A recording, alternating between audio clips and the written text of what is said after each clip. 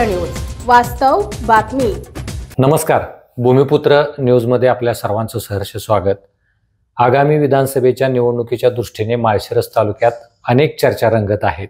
यामध्ये माळशिरस तालुक्यातील भूमिपुत्राला न्याय मिळावा अशी आग्रहाची मागणी जोर धरत असतानाच माळशिरस तालुक्यातील भूमिपुत्र म्हणून ग्रामपंचायत सदस्य, पंचायत समिती सदस्य ते जिल्हा परिषद सदस्यापर्यंत जनतेतून निवडून आलेले वेळापूर येथील बाळासाहेब दाहिंजे उर्फ त्रिभुवन दाहिंजे आपल्यासोबत आहेत. ते माळशिरस विधानसभेसाठी इच्छुक आहेत. आज आपण त्यांच्याशी चर्चा करणार आहोत. बाळासाहेब, भूमिपुत्रमध्ये आपलं स्वागत आहे. बाळासाहेब, माळशिरस विधानसभेच्या दृष्टिकोनातून आपण राष्ट्रवादी काँग्रेस शरदचंद्र पवार पक्षाकडून माळशिरस विधानसभेसाठी इच्छुक आहात. तर काय वाटतं, म्हणजे आतापर्यंत 2009 पासून माळशिरस विधानसभा राखीव झाली, आज 2024 आहे, जवळपास शेवटची टर्म म्हणावं लागेल. तर या शेवटच्या टर्म मधून प्रॉपर ज्या कारणासाठी माळशिरस विधानसभा मतदारसंघ राखीव झाला तर त्या समाजातील उमेदवाराला न्याय मिळावा अशी आग्रही मागणी माळशिरस तालुक्यातून होत आहे. तर याबाबत नेमकं काय सांगाल आपण? गेले 2009 पासून हा माळशिरस तालुका राखीव झालेला आहे. राखीव होत असताना डॉक्टर बाबासाहेब आंबेडकरांनी या राज्यामध्ये, देशामध्ये जे पिछडा वर्ग आहे, जो मागासलेला आहे, त्याचा कुठंतरी मान सन्मान किंवा त्याचा कुठंतरी सत्तेमध्ये सहभाग असावा. त्यामुळं त्या समाजाचे, त्या समाजाच्या काय प्रश्न असतील ते सभागृहात मांडतील म्हणून बाबासाहेबांनी त्यावेळेस डॉक्टर बाबासाहेब आंबेडकरांनी राज्यघटनेमध्ये आणि ह्याची म्हणजे व्यवस्था केली की आरक्षण जागा राखीव करून घेतल्या.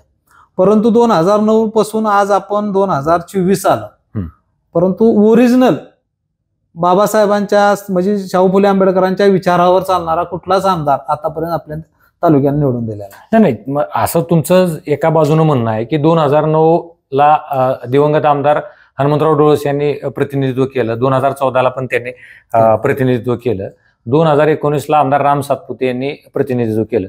मग हे पण पिछडा, तुम्ही जसं म्हटलं आता की पिछडा मागासवर्गीय समाजातून आलेले हे पण नेते नाहीत का? म्हणजे कायद्यानं 100% ते एससीचेच होते. म्हणजे हनुमंतराव डोळस पूर्ण म्हणजे चर्मकार समाजाचे होते. त्यांनी चांगलं म्हणजे त्यांचा दाखला ओरिजिनल होता.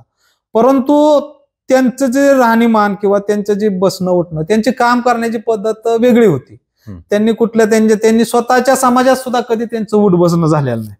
त्यांनी पूर्ण मुंबईमध्ये स्थायिक असल्यामुळं त्यांना ज्या तालुक्यातले जे जडणघडण किंवा तालुक्यातल्या ज्या काय अडचणी आहेत, त्या तालुक्यात समाजातल्या कुठल्या अडचणी आहेत, त्या कुठला म्हणजे काय पाहिजे ह्या समाजाला त्यांनी कधी जाणीव म्हणजे केली नाही आणि त्यांनी कधी त्याचा अभ्यासच केला नाही. फक्त प्रस्थापना ज्यावेळेस ज्या तालुक्यातले जे नेतृत्व जे पूर्वी कोण करत होते, आता बी करतात, त्यांच्याकडे येणं जाणं, त्यांनी सांगितलेलं ते काम करणं, तेवढं त्यांनी आतापर्यंत केले. पण समाजामध्ये जाऊन समाजाच्या अडचणी काय आहेत म्हणजे तळागाळात गेलाच नाही ना. तुम्ही म्हणता समाजात गेला नाही किंवा तळागाळात गेला, मग 2009ला पण लोकांनी त्यांना निवडून दिलं आणि 2014ला पण त्यांना लोकांनी 2 वेळा प्रतिनिधित्व केलं की मग आपण या तालुक्याचं नेतृत्व आदरणीय सहकार महर्षी शंकरराव मोहिते पाटील यांच्यापासून आपण पाहतोय. बरोबर. या तालुक्याचं नेतृत्व सहकार महर्षी पासून आज तागायत मोहिते पाटील यांच्याकडे हे नेतृत्व आहे. बरोबर. त्याच्यामुळं या तालुक्यात जे मोहिते पाटील सांगतील तेच आतापर्यंत उमेदवार निवडून आलेले आहेत. आम्हालाही मोहिते पाटलांना विनंती करायची आहे की आपण आतापर्यंत मध्ये तुम्हाला थांबवतो. सहकार महर्षी शंकरराव मोहिते पाटलांनी माळशिरस तालुक्याचं नेतृत्व केलं, त्यानंतर मोहिते पाटला मोठे दादा असतील यांनी नेतृत्व केलं. मग मोहिते पाटील जे सांगतील तोच आमदार या तालुक्याचा झालेला आहे.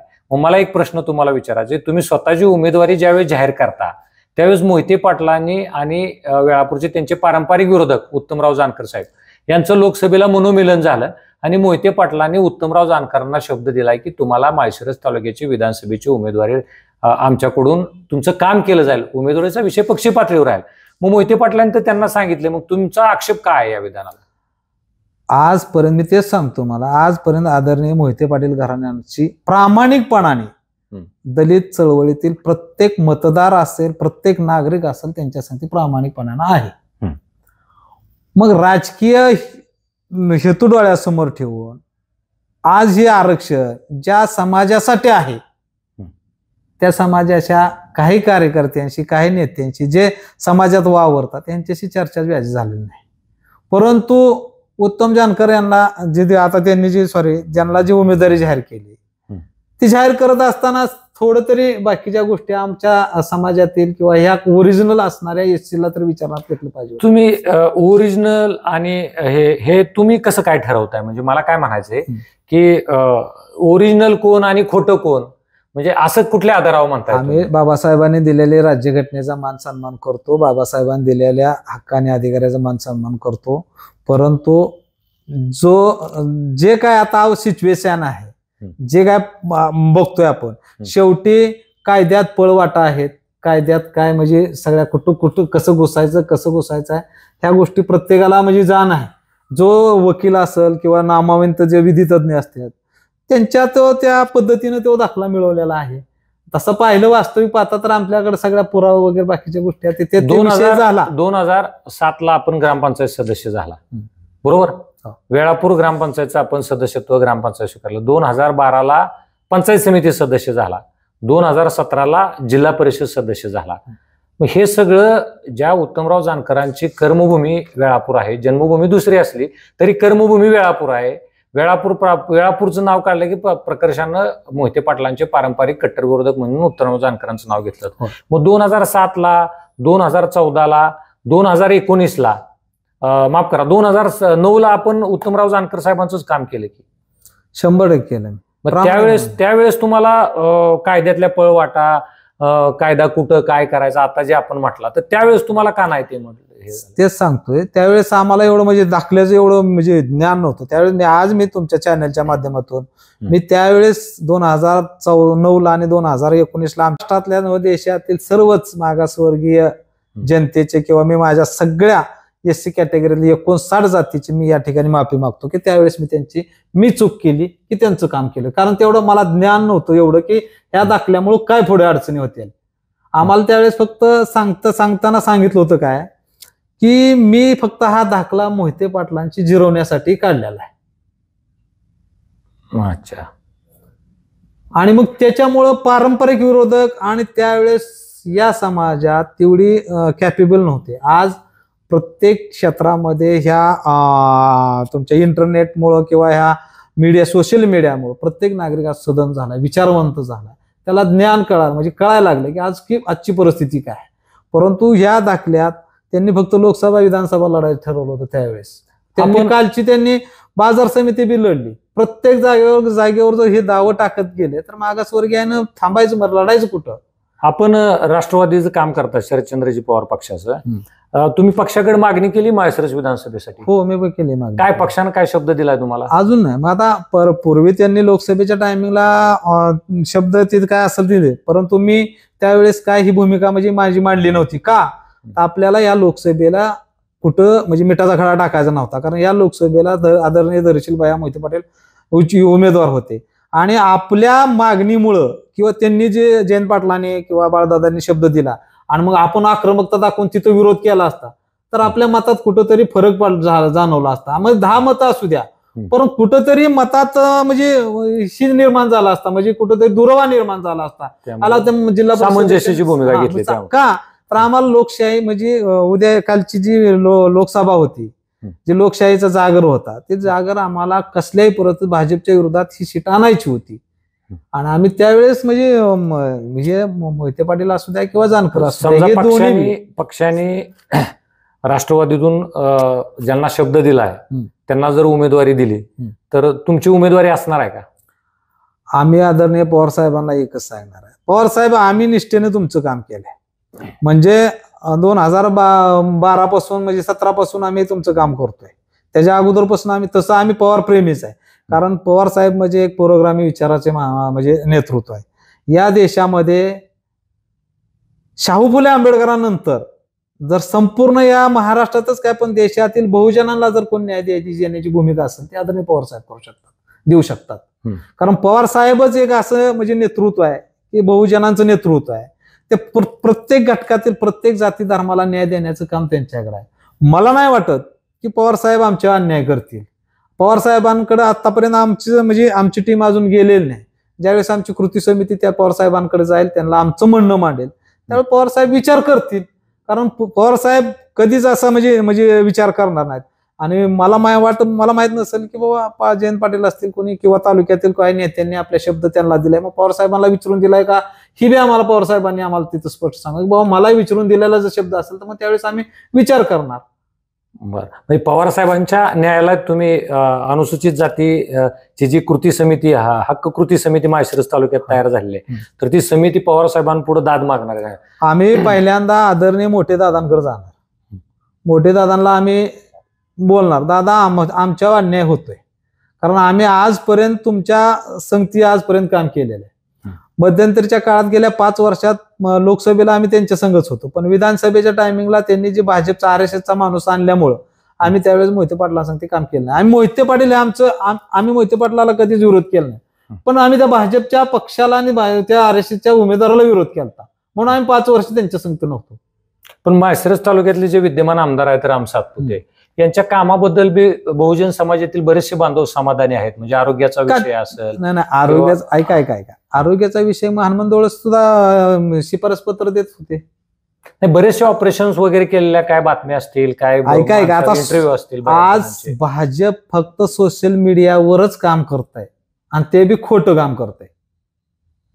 तर पवार साहेबांनी जर शब्द दिला, पवार साहेबांना विचारून असं समजूया आपण थोड्या वेळ, पवार साहेबांना विचारून जर इथल्या स्थानिक नेते मंडळींनी उत्तमराव जानकर साहेबांना शब्द दिला असेल, तर जर समजा उत्तमराव जानकरांना उमेदवारी दिली गेली तर आपण पाठीमागच्या माझ्या माहितीनुसार 2019ला विधानसभा लढवली ना, सॉरी माफ करा, 2014ला विधानसभा लढवली अपक्ष म्हणून. त्या धर्तीवर आपण परत पुन्हा एकदा तसा प्रयोग होताना दिसेल का माळशिरस तालुक्यात? 2014चा विषय तुम्हाला सांगतो. 2009ला आम्ही उत्तमराव जानकरांचं काम केलं. पंचायत समिती संगती त्यांना उपसभापती, ग्रामपंचायत पासून पार सख्या भावावर जेवढं प्रेम करत होतो तेवढं प्रेम आम्ही उत्तम जानकरांवर बी केलेलं होतं. कारण आम्ही असं आहे की ज्या ठिकाणी जाईल तिथे निष्ठेने आणि प्रामाणिकपणाने काम करणारी माणसं आहे. मग 2014ला ज्यावेळेस उत्तम जानकर यांचा दाखला बाद झाला त्यावेळेस बाळासाहेब दांजे का दिसला, त्यांनी पुणे स्थिती असणाऱ्या खंडागड्यांना हित आणून उमेदवारी दिली. बरं ठीक आहे, बाळासाहेब दांजे नाही बाळासाहेब दांजेंना देण्याऐवजी त्यांना दिलं अनंत खंडागडेंना, पण ते पण SC मधूनच येत आहेत की. आम्ही त्यांना आमचा विरोध कुठं होता, म्हणजे त्यांच्या संगती आमचं भांडण नाही ना, SC नाही असू ते तो विषय नाही. परंतु मग आम्ही निष्ठेने तुमची कामं करायची आणि ज्यावेळेस आम्हाला द्यायची टायमिंगला तुम्ही बाहेरचीच का आणायचं? भूमिपुत्राला ते भूमिपुत्र असतील तालुक्यात, ते शिकले बाकी शिकले, पण त्यांच्या मुलाबाळांच्या त्यांच्या बायका पोरांचं प्रपंच करण्यासाठी त्यांनी दुसरीकडे जायचं. आम्ही तुमच्यासाठी शेतकऱ्यांच्या न्याय हक्कासाठी रस्त्यावर आम्ही इथं तालुक्यात यायचं, विद्यार्थ्यांच्या न्याय हक्कासाठी रस्त्यावर उतरायचं, मजूर कामगारांच्या न्याय हक्कासाठी आम्ही रस्त्यावर उतरायचं.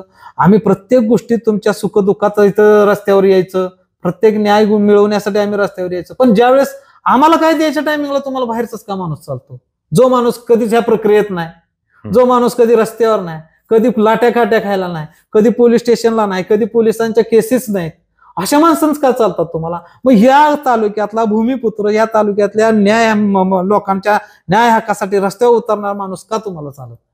ह्याच्यासाठी स्थानिक उमेदवार पाहिजे अशी आपली मागणी. 100% ज्याला या तालुक्यातील सर्व बहुजन समाजातील प्रत्येक नाडीना नाडी ज्याला माहिती आहे असा माणूस का देत नाही? बरं, आपण आता विधानसभेची उमेदवारी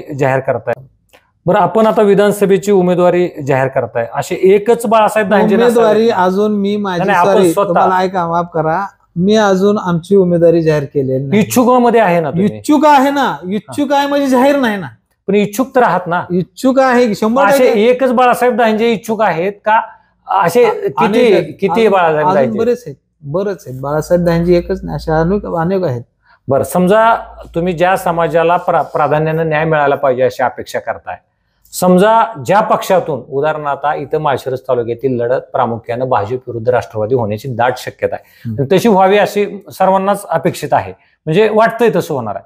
समजा भाजपनं भारतीय जनता पार्टीच्या विचारसरणीला आपला विरोध आहे असं आपण म्हणता, RSS संघीय विचारसरणीला आपला विरोध आहे. समजा भाजपनं या समाजातील प्रॉपर उमेदवार दिला आणि राष्ट्रवादीनं तसा उमेदवार दिला गेला नाही राष्ट्रवादीकडून, तर आपण भाजपच्या उमेदवाराच्या पाठीमागे उभा राहणार का?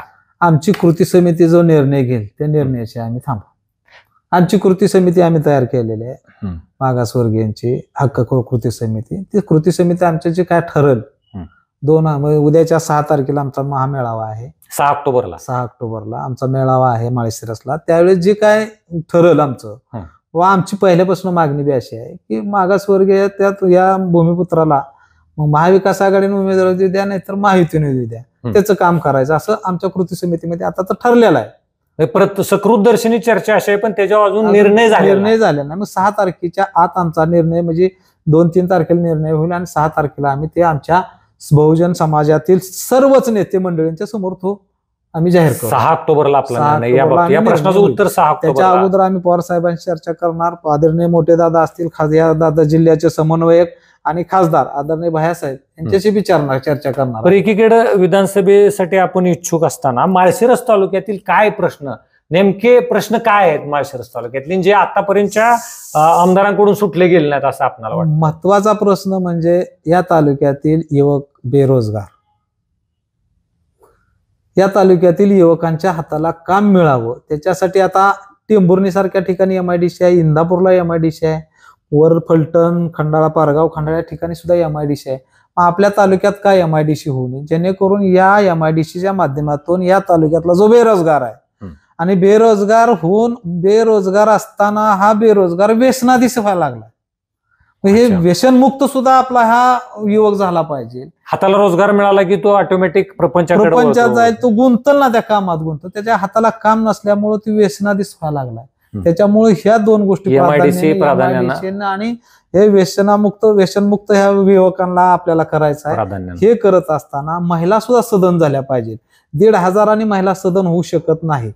आदरणीय पवार साहेबांची संकल्पना, पवार साहेबांनी जे महिलांसाठी धोरण आखलेलं होतं ते धोरण पूर्ण तसं जसे तसं राबवायला पाहिजे. जे करून आदरणीय पवार साहेबांनी बचत गटाची संकल्पना पवार साहेबांनी महिलांना 0% व्याज आणि महिला सक्षमीकरण करण्यासाठी बचत गट निर्माण केले. त्यातून व्यवसाय निर्माण व्हायला पाहिजे. अजून काय प्रश्न? परंतु महिलांसाठी तसं प्रशिक्षण केंद्र या तालुक्यामध्ये आपल्याला उभा करायचं आहे, जेणेकरून आता मिठाच म्हणतात किती पुण्यात आहे बघा, जे मिटकॉन वगैरे असते ती संस्था इथं म्हणजे त्यांना बोलवून महिलांसाठी मार्गदर्शन केंद्र शाळा आपल्याला उभा करायचे, जेणेकरून लाखो रुपये आमच्या महिला बचत गटातून म्हणजे घेतात, पण ते योग्य कामाला लागत नाही. जर महिलांना योग्य मार्गदर्शन, योग्य दिशा दिली तर त्या महिला सदन होते. अजून काय प्रश्न? या तालुक्यातील शेतकरी आहे, शेतकऱ्यांचा माल खूप मोठ्या प्रमाणात आहे. या तालुक्यामध्ये केळीचं उत्पन्न आहे, या तालुक्यामध्ये द्राक्षी आहे, या तालुक्यामध्ये डाळिंब आता आपलं कमी होत चाललंय, पण आंब्याचं उत्पन्न जास्तीत जास्त आता निर्माण झालेलं. आज आपण पाहिलं डाळिंबीच्या बाबतीत म्हणलं की सांगोला तालुका, आज पुन्हा डाळिंबीच्या बाबतीत मागं सरून तिथे आंब्याचं उत्पन्न घेणारा तालुका जिल्ह्यात म्हणजे राज्यामध्ये म्हणलं तर आता सांगोला तालुक्याचं नाव निघायला लागले. त्यामुळं या आंबा प्रक्रियेतून म्हणजे आंबा झाला फूड प्रोसेसिंग ती युनिट या तालुक्यामध्ये या जिल्ह्यामध्ये उभा राहिलं पाहिजे. त्यामुळं यात जर हे फूड प्रोसेसिंग जर उभा राहिलं तर ह्या तालुक्यातला शेतकरी सदन होईल. त्या शेतकऱ्यांना हाताला म्हणजे त्या मालाला भाव मिळेल. आता टोमॅटोज घ्या, टोमॅटो जर आपण पिकवलं तर बाजारापर्यंत जाऊन तर ₹1-2 होतो, पण या ठिकाणी जर ती फेकून देण्यापेक्षा इथं जर फूड प्रोसेसिंग मध्ये त्याचं प्रक्रियेमध्ये तुमचं श्वास वगैरे बऱ्याच गोष्टी त्यातून होतात. आंब्याचा तसाच ज्यूस काढला तर म्हणजे बल्ब काढून ते बऱ्याच गोष्टी त्या प्रक्रिया, त्यासाठी फूड प्रोसेसिंग म्हणजे प्रोसेसिंग सुद्धा या युनिट या तालुक्यामध्ये पाहिजे. त्याच्यासाठी शेतकऱ्यांचं शिबिर त्याच्या निर्माण करण्या म्हणजे प्रत्येक सीझनला कृषी कार्यशाळा आणि आपल्या तालुक्यात कृषी प्रदर्शन वगैरे होतात, पण ते आपलं नुसतं एन्जॉय साठीच होतात, पण तसं मार्गदर्शन बाकीच्या गोष्टी व्हायला पाहिजे. शेतकरी सदन होण्यासाठी जे काय करता येईल ते करण्याची भूमिका आम्ही भविष्यामध्ये करू, आम्हाला जर चान्स मिळाला तर. अच्छा, अजून काय प्रश्न आहेत तालुक्यात प्रलंबित असं वाटतं तुम्हाला? शिक्षणाचा प्रश्न एक मोठा आहे. आज महाराष्ट्र सरकार, आज हे त्रिकुटी सरकार आहे, त्या सरकारनं जवळजवळ 20,000 शाळा बंद करण्याची भूमिका म्हणजे त्यांची आहे. 20,000 शाळा आणि जवळजवळ 2 लाख विद्यार्थी आणि जवळजवळ तेवढेच मला वाटतं 20,000 शाळेचे म्हणजे 25,000 शिक्षकांची उपासमारी होणार आहे. ह्या अतिरिक्त 25,000 शिक्षक होणार, त्यांना काय तुम्ही काम लावणार? पण त्यांना काम लावत चालू, पण 2 लाख विद्यार्थ्यांना शिक्षण कोण देणार? जे काँग्रेस, राष्ट्रवादी काँग्रेसच्या काळामध्ये जे वाडी वस्तीवरची शाळा, वस्ती शाळा होत्या, जेणेकरून आज तुमच्या वस्तीवर तुम्ही वस्तीवरच राहता, तुमच्या 10-20 वस्ती असतील, 10-20 वस्त्यावर कमीत कमी 20-25 विद्यार्थी तर असतील लहान गोरगरिबांचे तुमच्यात तुम्ही शेतकरी आहे, तुमच्यात शेतमजूर आमचा आहे, त्या मजुराच्या मुलांनी कुठे जायचं शाळेला? शिक्षणापासून वंचित राहतात. ही वंचित राहणारी जी मुलं आहेत, ह्या राज्याची जी म्हणजे यंत्रणा चालू आहे की शाळा बंद करायची आहे, त्या शाळा आम्ही बंद करू देणार नाही. आम्ही जर आलो म्हणजे पवार साहेबांची सत्ता येणारच आहे, महाविकास आघाडीची सत्ता येणार आहे. कुणी कुठेही नांदू द्या, कुठेही नाचू द्या, पण महाविकास आघाडी सत्ता येणार. आणि ज्यावेळेस येईल त्यावेळेस आदरणीय पवार साहेब असतील, महाविकास आघाडीचे जे नेते असतील त्यांना विनंती करून आम्ही आमच्या ह्या शाळा जिवंत ठेवण्याचं काम आम्ही करू, जेणेकरून आमचा शेतकरी असेल, शेतमजूर असेल, त्याचा विद्यार्थी तिथे शिकला पाहिजे. आणि त्याच्याही पुढं आज जे शिक्षणाचं बाजारीकरण चालू आहे ते बाजारीकरण कुठं तर थांबलं पाहिजे. आज आपण म्हणतोय की आरक्षणाचा मुद्दा घेऊन आमच्या ह्या विद्यार्थ्यांना आरक्षण मिळत असताना मुलींसाठी तुम्ही शाळा 12वी पर्यंत मोफत दिले का? पूर्ण म्हणजे द्या ना तुम्ही. तिसरी गोष्ट, आज तुम्ही इंजिनिअरिंग करून घेताय, पैसे आमच्याकडून घेऊन आम्हाला इंजिनिअरिंगचे शिक्षण देताय. सरकारनं ज्या संस्था काढल्या त्या संस्थेमधनं जो माणूस बाहेर येतोय त्याला नोकरी देणं बंधनकारक सरकार आहे. आम्ही हक्क आणि आमचा अधिकार मागण्यासाठी आम्ही तिथं आवाज उठवू. आमच्या ज्या तुम्ही शिक्षणाचे पैसे खर्च करून आम्ही आमचा विद्यार्थी शिकलाय, पूर्ण शिक्षण आमच्या विद्यार्थी झाले, त्याचं क्वालिफिकेशन झाले, मग त्याला काम देण्याचं काम सुद्धा सरकारचं आहे. का देऊ शकत नाही सरकार? अशा तुमच्या भविष्यातल्या माळशिरस तालुक्यातल्या ज्या काही संकल्पना असतील तर युवकांच्या हाताला रोजगार, माळशिरस तालुक्यातील शेतकऱ्याच्या शेतीमालाला दर मिळावा म्हणून फूड प्रोसेसिंग युनिट, अशा एक ना अनेक शिक्षणाच्या दर्जेदार सोयीसुविधा माळशिरस तालुक्यात निर्माण व्हाव्यात यासाठी माळशिरस विधानसभेसाठी माळशिरस तालुका अनुसूचित जाती जमाती हक्क संरक्षण समितीकडून इच्छुक असलेले आणि सध्या राष्ट्रवादी काँग्रेस शरदचंद्र पक्षाकडून देखील इच्छुक असलेले हे होते शरदचंद्र पवार पक्षाचे वेळापूर ग्रामपंचायतचे माजी सदस्य, वेळापूरचे माजी पंचायत समिती सदस्य आणि वेळापूर जिल्हा परिषद गटातून जिल्हा परिषदेचे नेतृत्व केलेले त्रिभुवन उर्फ बाळासाहेब दाहेंजे यांच्याशी आपण भूमिपुत्रालाच का न्याय मिळावा या संदर्भात चर्चा केली. त्यांनी या चर्चेला सडेतोड उत्तरं दिलेली आहेत. तर कॅमेरा पर्सन गणेश जाधवसह मी निनाद पाटील, भूमिपुत्र न्यूज, अकलूज. महाराष्ट्रासह सोलापूर जिल्हा आणि माळशिरस तालुक्यातील महत्त्वाच्या आणि ताज्या बातम्या पाहण्यासाठी भूमिपुत्र न्यूज चॅनलला यूट्यूबवर सबस्क्राईब करा आणि बेल आयकॉन प्रेस करा.